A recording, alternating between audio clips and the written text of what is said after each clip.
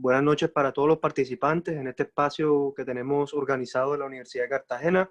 En la fecha de hoy vamos a estar observando el tema de la lesión sindesmal a nivel tibio-peroneo agudo, en contexto agudo, el abordaje que vamos a hacer con estos pacientes a cargo del doctor Gil Meneses Gaviria.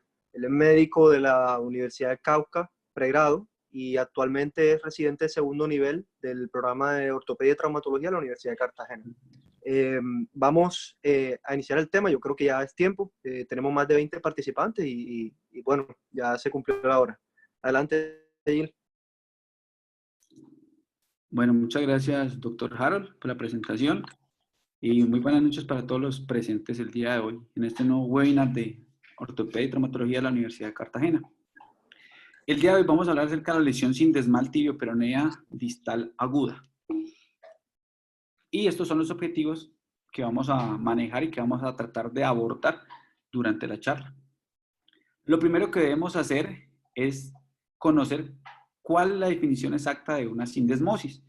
La definición es que es una articulación fibrosa formada por dos huesos adyacentes que están unidos por fuertes membranas o ligamentos. Debemos tener en cuenta que no solamente la parte ligamentaria está presente, sino también la parte cartilaginosa que recubre cada uno de los dos componentes óseos y un receso o una cápsula articular a este nivel.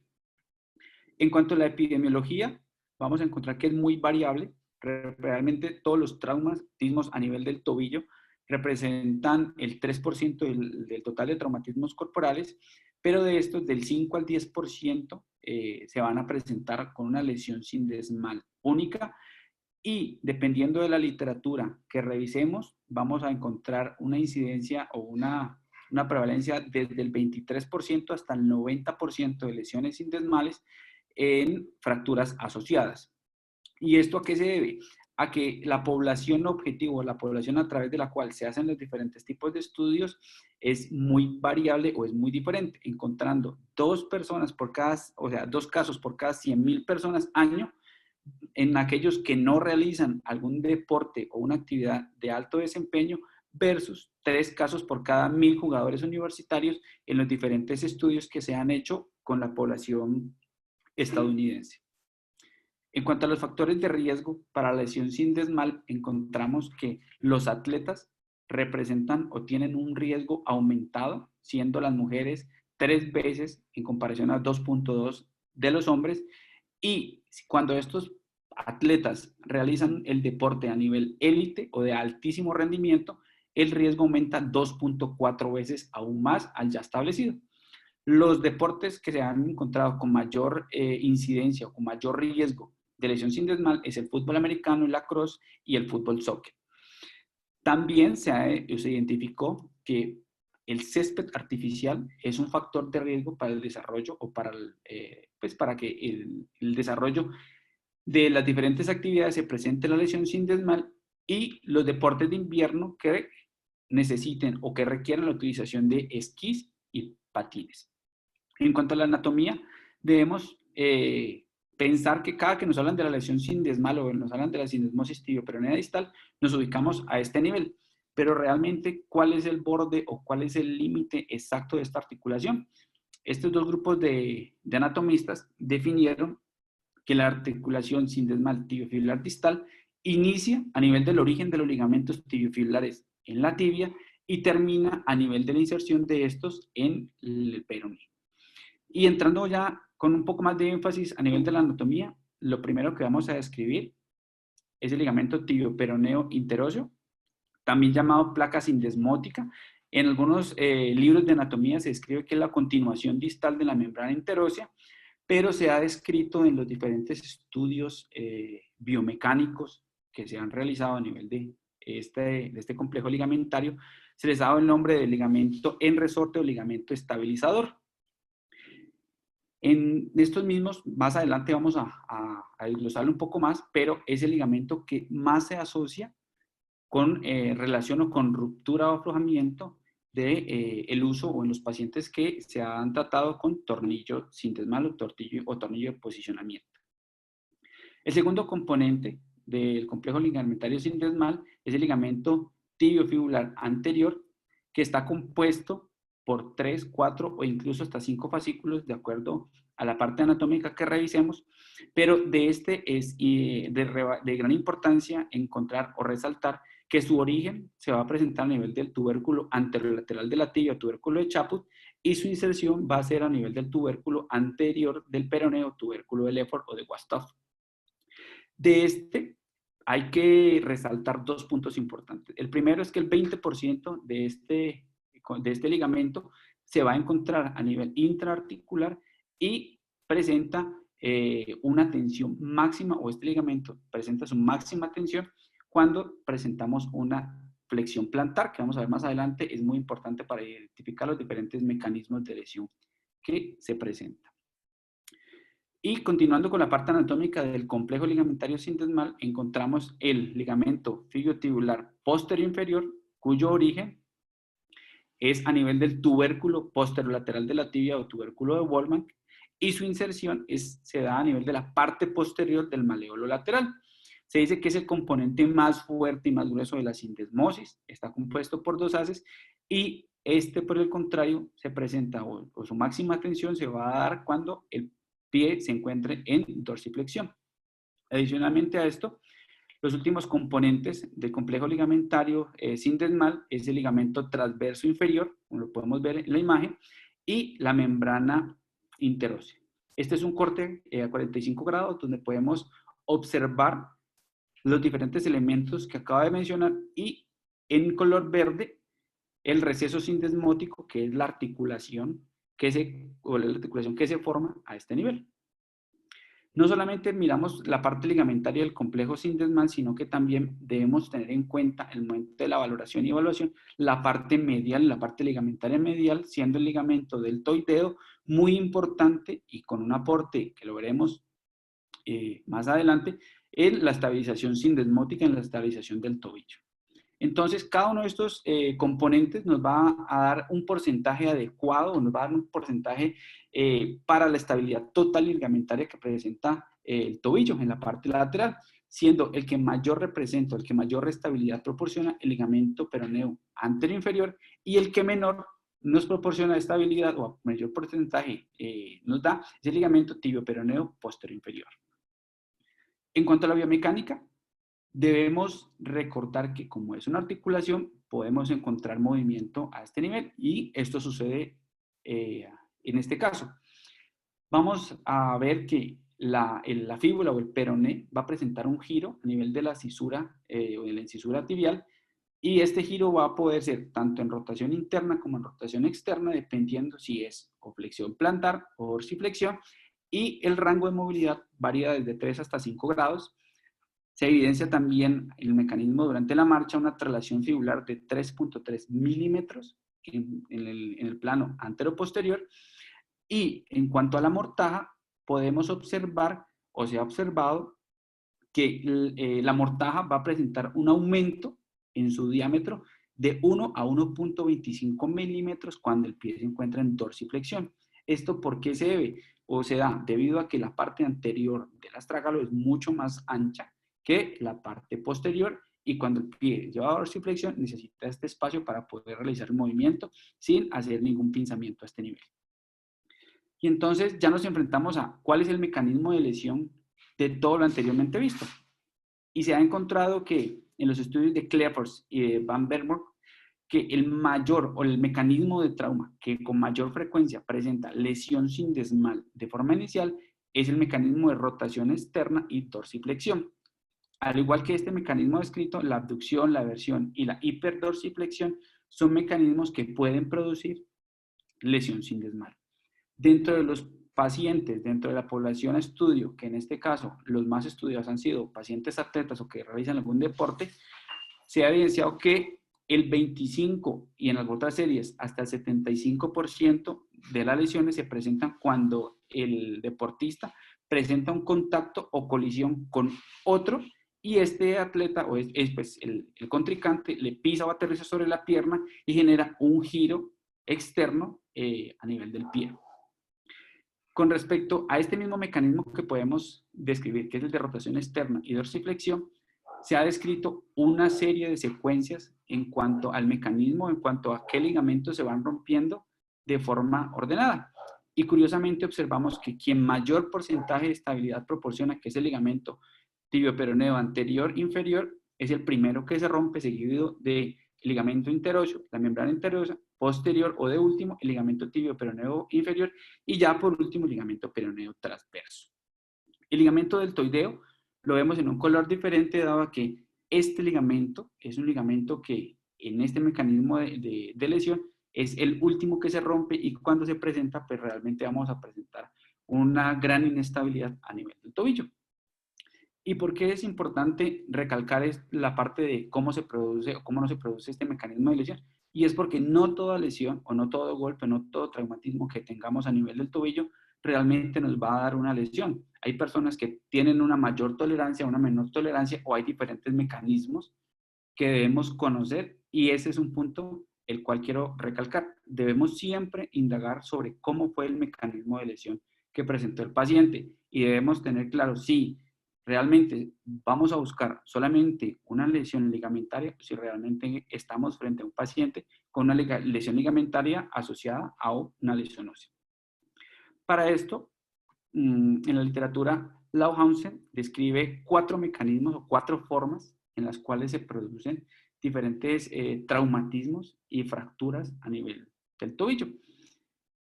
Esta clasificación consiste en 4 grupos y la primera palabra de los 4 subtipos corresponde a la posición del pie durante la lesión y la segunda palabra corresponde a la fuerza deformante que actúa sobre el mismo.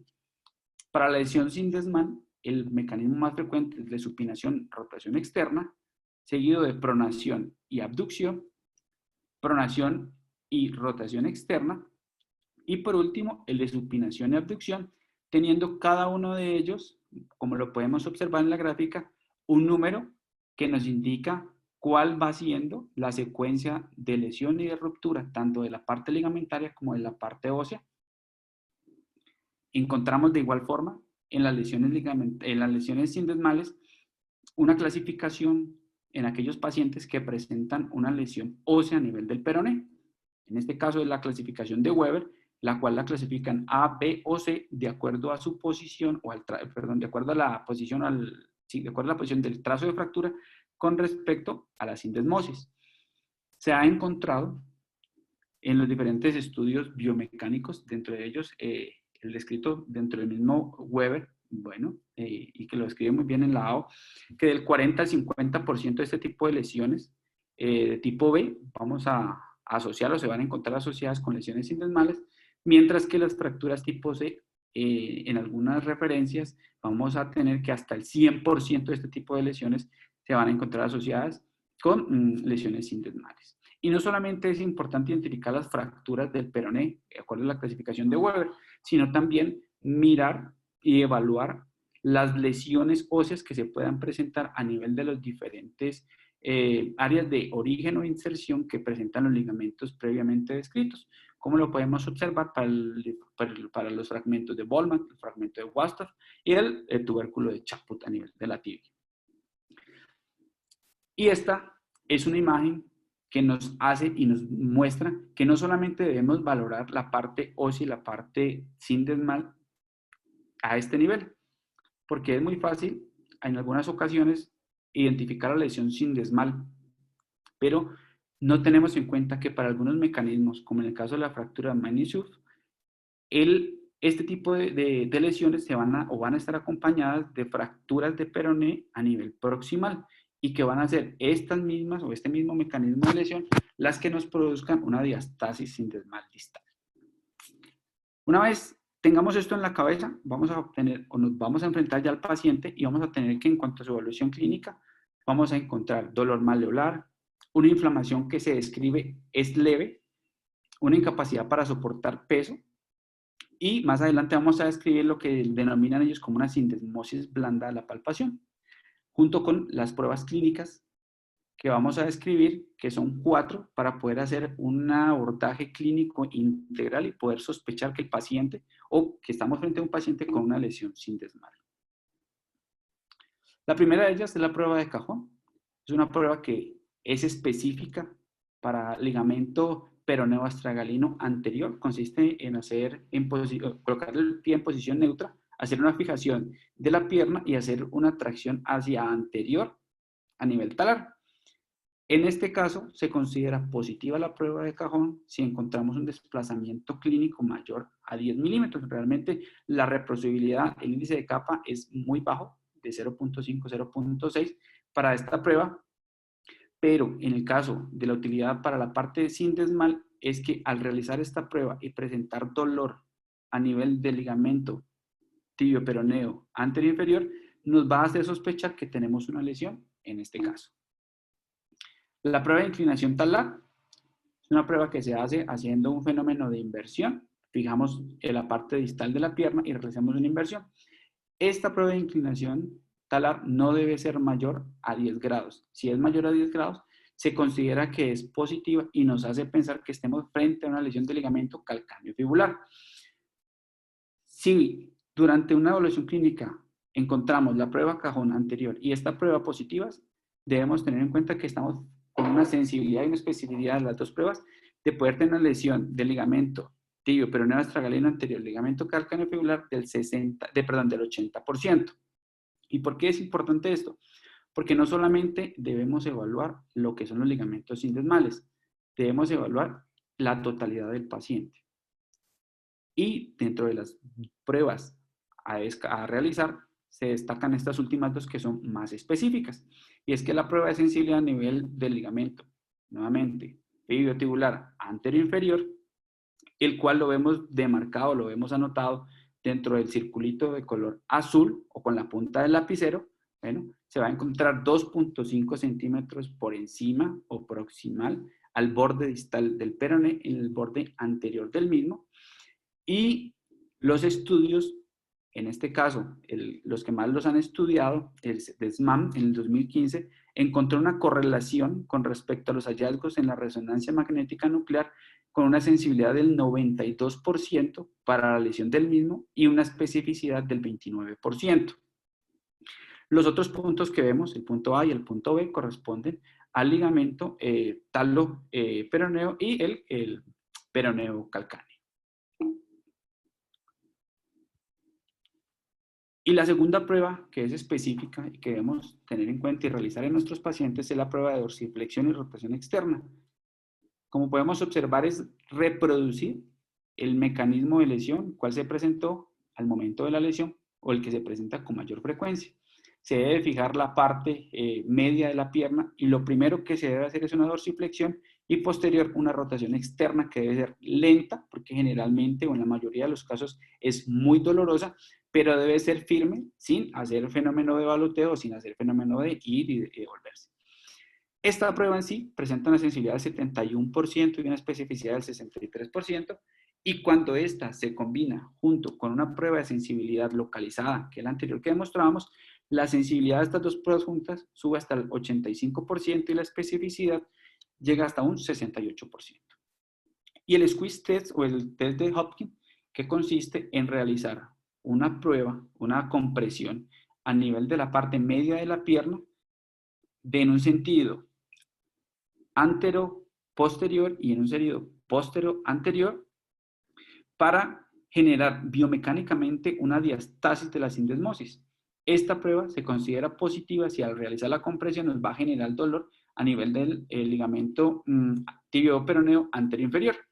Se dice que la sensibilidad es del 26%, realmente es una sensibilidad muy baja, pero la especificidad es de un 88%. Dentro del mismo artículo que realiza el que se realiza o dentro del cual se estudia el squeeze test, se habla de que esta prueba se utiliza más por su valor de especificidad para descartar la lesión que por su prueba de sensibilidad al ser tan baja. Una vez tengamos todo esto, debemos considerar a qué paciente les vamos a hacer radiografía. Y aquí tenemos los criterios de Ottawa, que son ampliamente conocidos y que son una herramienta fundamental para definir a qué pacientes vamos a hacer o a qué pacientes vamos a llevar a la toma de una radiografía y a qué pacientes no los vamos a llevar. Esto teniendo en cuenta en aquellos pacientes en los cuales clínicamente tenemos dudas o clínicamente tenemos la sospecha de que podemos estar frente a una lesión sindesmal y frente a una lesión ósea. Y una vez decidimos solicitarlo, debemos solicitar las 3 proyecciones, que son la AP, la radiografía de mortaja y la radiografía lateral. ¿Y por qué son tan importantes las 3? Porque cada una de ellas tiene diferentes mediciones y tienen unos criterios importantes al momento de saber si estamos frente a una lesión o no. Dentro de las radiografías, la primera medición que debemos tener en cuenta es la superposición tibio-peronea, que lo vemos en el punto B y C, y debe ser o se considera normal en la proyección AP cuando tiene una medida de 10 milímetros. Se considera anormal cuando esta medida está por debajo de los 6 milímetros, y cuando estamos midiendo esta superposición en una proyección de mortaja, debe de tener por lo menos 1 milímetro de sobreposición o de superposición. El segundo, o la segunda medida a tener en cuenta es el espacio claro tibio-peroneo. En la proyección de mortaja y en la proyección AP debe tener una medición de 4 a 6 milímetros para considerarse normal, y se considera anormal cuando está por encima de los 6 milímetros. Estas 2 medidas las vamos a realizar a 1 centímetro o 1 centímetro superior o del borde, del borde articular de la tibia.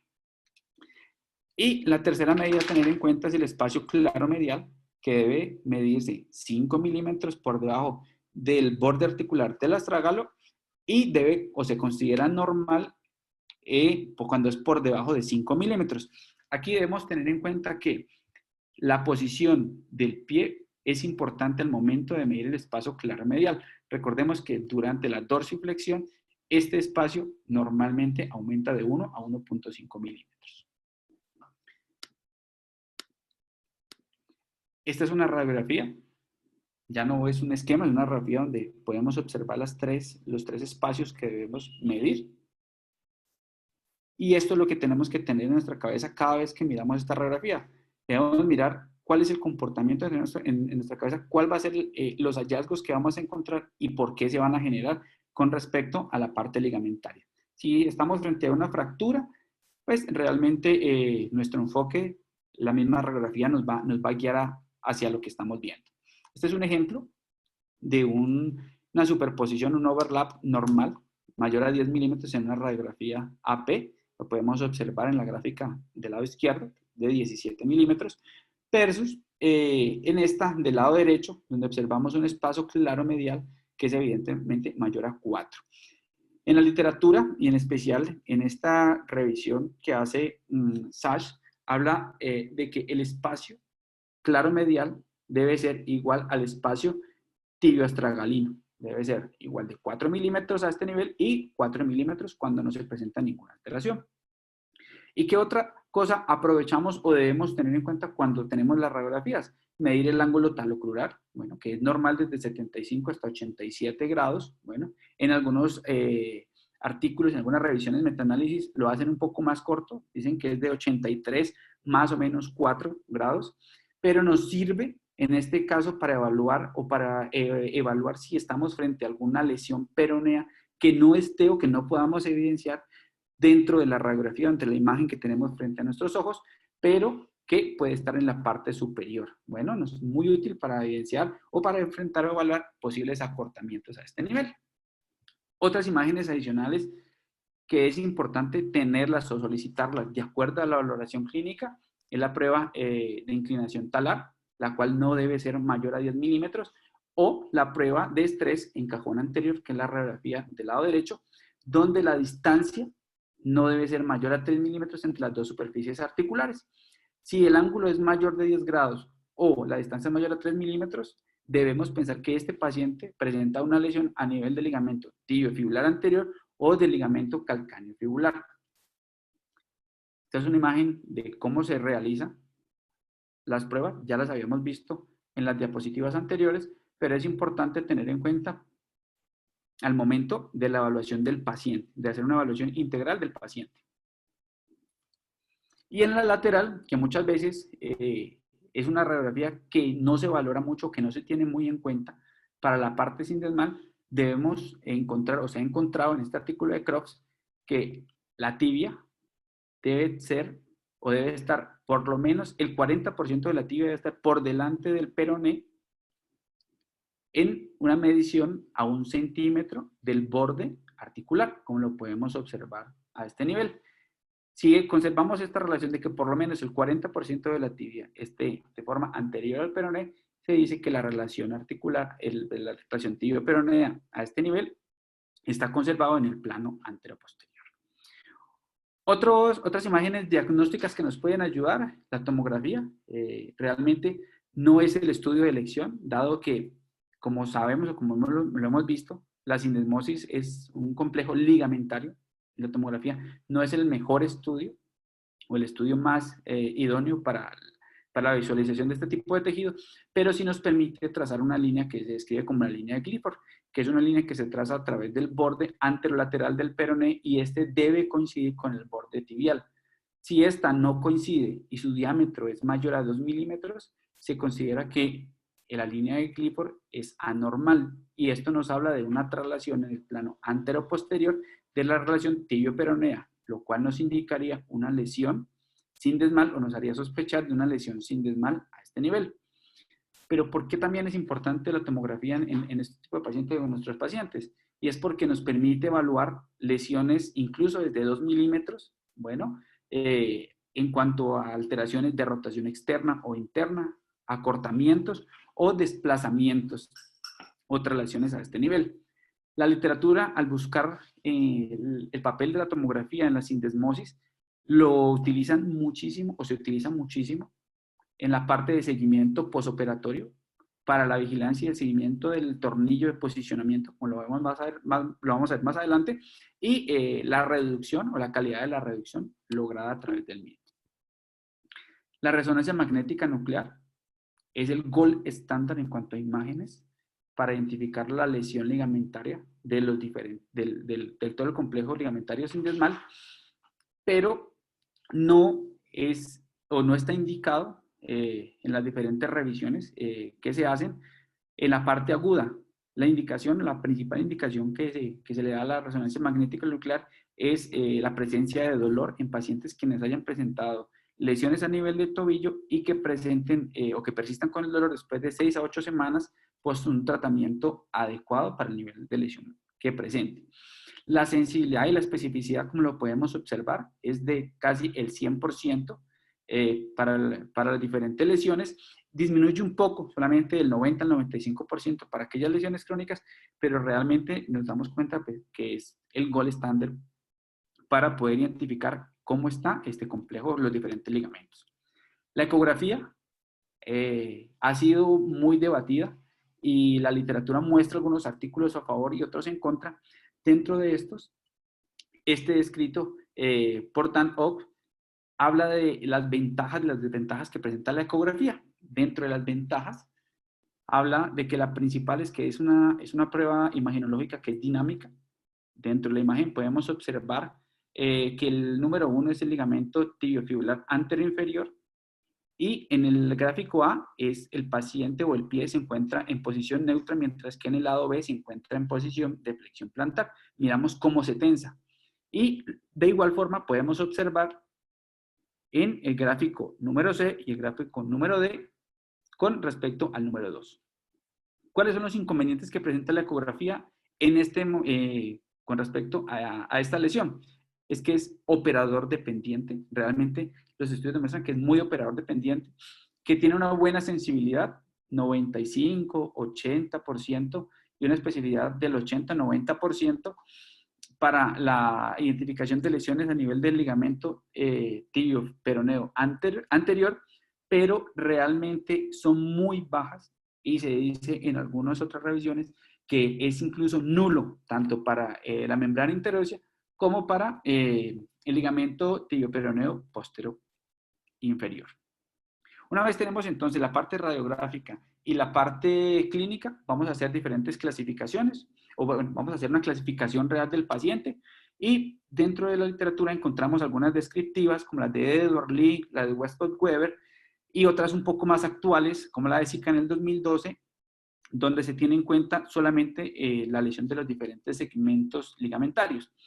Pero en el 2016, Neil Bandish y colaboradores para la Asociación Europea de Traumatología, Deporte y Artroscopia realizan un consenso y una guía de cómo debería ser la clasificación que se le va a dar a estos pacientes de acuerdo a pues, las diferentes herramientas que se han venido obteniendo en comparación a las clasificaciones iniciales que solamente se basaban en la parte clínica y radiográfica. Entonces, hicieron ellos esta clasificación y sacaron 3 subtipos, de los cuales lo definieron como 1, 2 y 3. La 1, una lesión estable, donde se presenta una lesión del ligamento tibio-peroneo anterior-inferior únicamente, con un ligamento deltoideo adecuado, pero todos los estudios imaginológicos, tanto estáticos como dinámicos, no presentan alteraciones. En la tipo 2 la clasificaron como latente inestable, nuevamente lesión del ligamento tibio-peroneo fibular anterior-inferior, pero con una lesión parcial del ligamento deltoideo. En estas, tipo 2, las imágenes dinámicas sí presentaban algunas alteraciones, sí evidenciaban alteraciones a este nivel. Y las tipo 3 se definieron como aquellas donde se presentaba lesión de todos los ligamentos, incluido el ligamento deltoideo, y las pruebas, tanto clínicas como imagenológicas, eran o presentaban inestabilidad o alteración, tanto las estáticas como las dinámicas. Al igual que esta clasificación dieron dieron también una subclasificación para el tiempo de evolución que presentaba la lesión, definiéndolas como agudas si eran menor a 6 semanas, subagudas de 6 semanas a 6 meses o crónicas si eran mayor a 6 meses. Y esta guía de manejo específicamente daba algunas recomendaciones con respecto a las pruebas diagnósticas.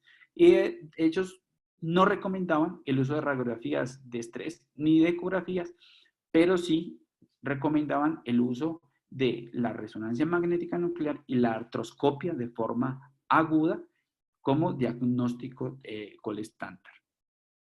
Ahora sí, una vez tenemos el paciente, sabemos, lo evaluamos, tenemos las imágenes, le dimos una clasificación, vamos a definir qué vamos a hacer con este paciente.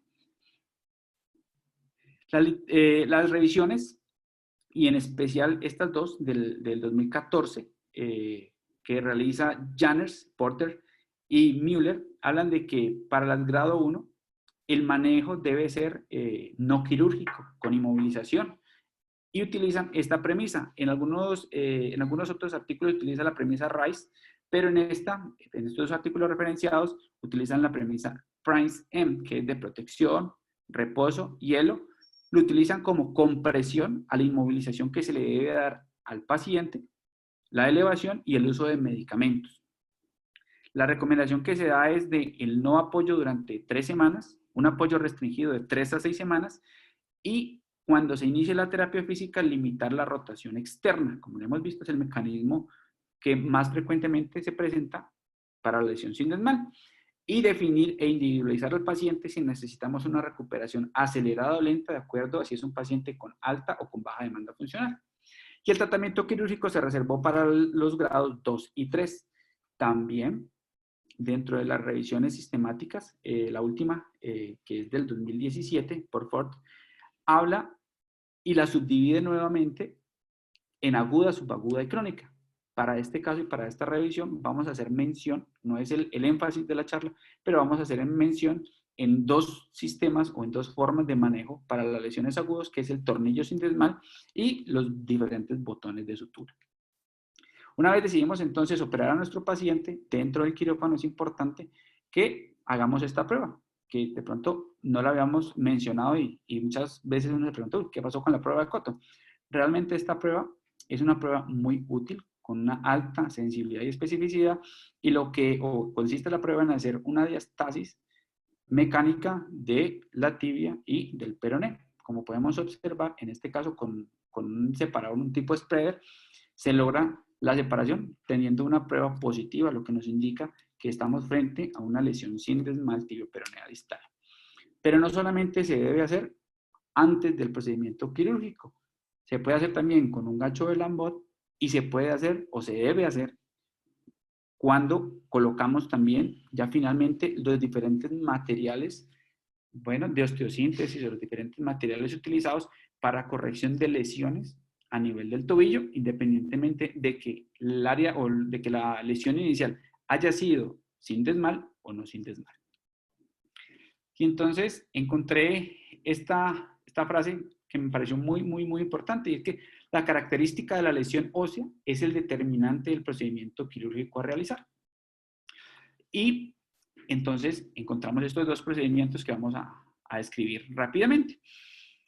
El primero de ellos es el tornillo sindesmal, el tornillo de posicionamiento, que se puede utilizar, o las indicaciones están con o sin lesión ósea, una lesión sindesmal con o sin lesión ósea, una lesión refractaria al tratamiento conservador o que a pesar del tratamiento conservador no haya mejorado, pacientes con lesión ósea, como lo podemos observar en la gráfica aquí, fracturas de peroné, podemos observar en la diapositiva una fractura de peroné con material de osteosíntesis a este nivel, y se ha demostrado que el uso de este tornillo sindesmal tiene buenos resultados, tiene un inconveniente y es que requiere extracción quirúrgica del mismo, desde un tiempo desde la semana 8 hasta máximo la semana 12, y se describe la ruptura del mismo como una de las principales complicaciones biomecánicas que se presentan.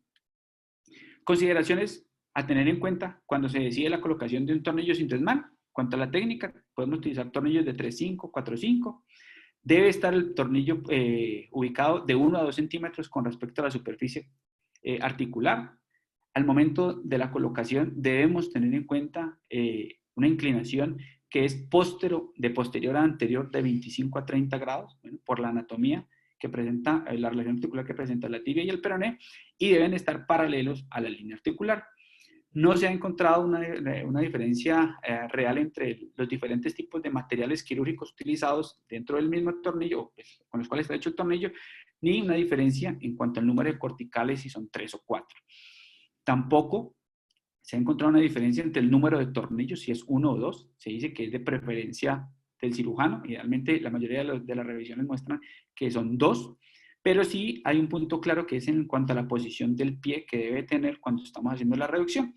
Y es que debe ser, o el pie debe estar en una posición neutra. Y en cuanto al posoperatorio, debemos también igual reservar un soporte de no peso de 3 a 6 semanas y prolongarla. Prolongar el no soporte, sí, pues pensamos que la ruptura es una preocupación para nosotros. Y dentro de las mismas, lo primero y el punto fundamental que dicen que cuando vamos a colocar un tornillo de posicionamiento es, primero haga la reducción. No espere ni vaya a idearse que el tornillo va a hacer la reducción, no, haga primero la reducción de la alteración sindesmal. Una vez esté reducida, fíjelo con algo provisionalmente, como lo podemos observar aquí, y posterior a eso, coloque ya los tornillos que va a colocar, ya sea 1 o 2. Y porque esta diapositiva nos muestra cuál es, como lo habíamos nombrado anteriormente, cuál es uno de los principales miedos que tienen o que se tiene a nivel de este mecanismo de reparación, y es la ruptura del mismo.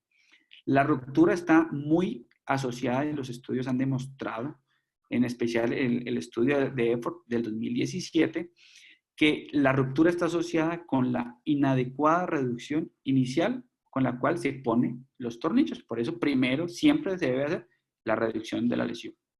En cuanto a las técnicas de botón de sutura, existen múltiples marcas y múltiples o diferentes tipos de sutura tensada.